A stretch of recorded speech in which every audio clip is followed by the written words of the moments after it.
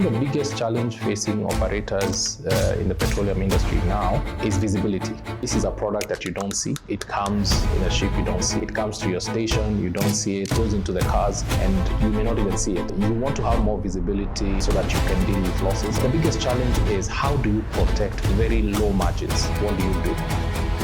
My name is Njogu, convener of the Afri-Fueling Expo, a platform that seeks to elevate the fueling sector. Nothing runs if you do not have fuel. So where we are at fueling infrastructure, I can say that for the longest time, especially for the big oil marketing companies who operate in multiple markets, would access very good equipment from developed countries. But we've seen Chinese solutions innovate, Turkish solutions, and make it into this market. So whilst you had smaller brands going for second-hand equipment, now you almost see price parity in terms of solutions that are coming from the East, and therefore you're finding that even smaller players can afford new equipment. However, we still lag behind when you think about automation, when you think about digitization. And some of the things that are driving that right now is compliance-based automation, like the KRA's mandate for eTIMS integration stations, or even the one from EPRA for automatic gauge systems. So we still have a while to go. But I can see the industry is really open, and really not just because of the compliance side.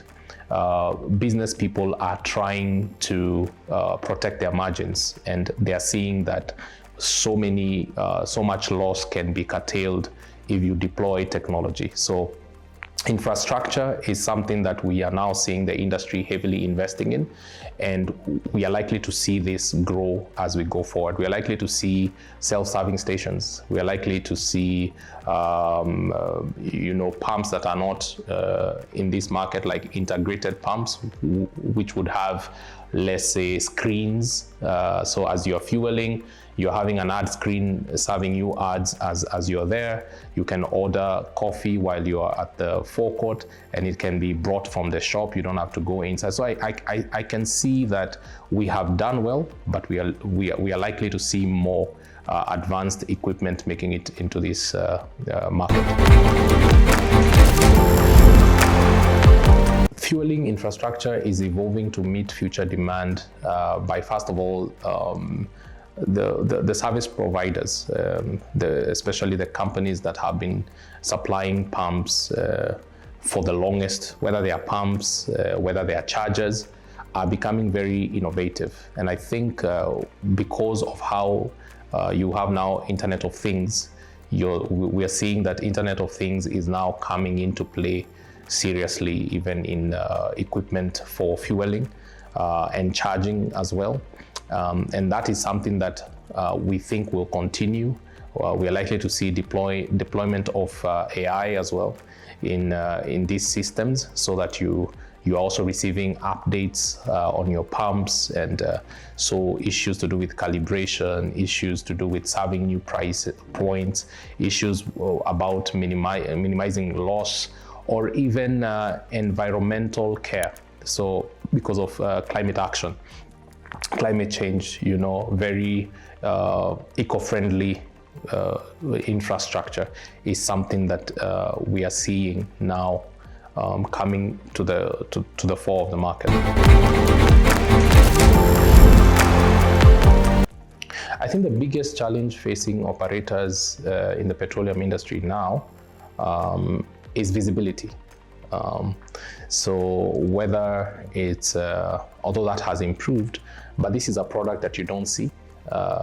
It comes in a ship, you don't see it. It gets into tanks, you don't see it. It gets into a pipeline, you don't see it. It comes to your station, you don't see it. It goes into the cars, and you may not even see it. So you want to have more visibility so that you can deal with losses, product losses.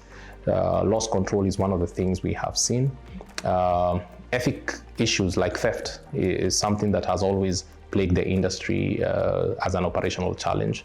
But the biggest challenge is, how do you protect very, very low margins, very thin margins? What do you do? So automation might mean less operating staff because you have automated. Surveillance, use of cameras might mean then your monitoring improves, and therefore you may not need a lot of hands, at the forecourt.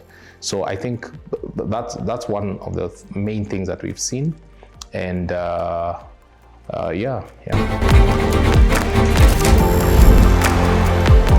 The systems that are improving efficiency and profitability are loss control systems. So automatic gauge systems are one of those. Efficient pumps that do not lose product as you are dispensing. So we have about 2.5 million motorbikes in the country, and because we know the category that use motorbikes, when they come to the station, they want to fuel something like even half a liter. Sometimes when you're dispensing half a liter, the pump is not able to recognize that, and therefore you can end up losing a lot of product.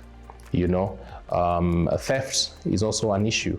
And so, automatic gate systems also on transit is really one of the solutions that we are seeing that is improving profitability and efficiency. And again, fintech solutions, how money is handled, mobile money payments, bank integrations, lending, we now have buy now, pay later fuel. I mean, there are solutions that are improving the bottom line. The reason why stakeholders in the petroleum space should attend AfriFueling, especially in line with infrastructure, is because of updating themselves. First of all, it's important to know what's out there. What are the new solutions that can serve you better, can reduce M&O, maintenance and operations cost, which hits your bottom line. You need to update yourself on what are the nifty solutions that are coming from other markets, compliance-based solutions, like what we had talked earlier around eTeams integration, and data sharing solutions, which do not exist right now. And I think also to educate yourself on growth. So if you want to grow, how do you deploy your capital? So because of the issue of return on capital employed and return on assets, the investors need to be there to see how best do we deploy our assets and how best do we grow. And moving away just from the equipment part, we are seeing innovative solutions from organizations that are saying, look, we can actually just come and lease the whole Forecourt platform to you, so that you don't need to worry about the equipment. You just we get into a lease agreement, we just come and lay the whole system there, and when you need to exit, this is how you do it. So it's when you're thinking about equipment, you're thinking about even the innovative solutions of how to purchase and access them, and how also to dispose them are coming into play. Yes. So that is why we would like the stakeholders to be at AfriFueling, because that's where the conversations will be going on. That's where these service providers are going to be at.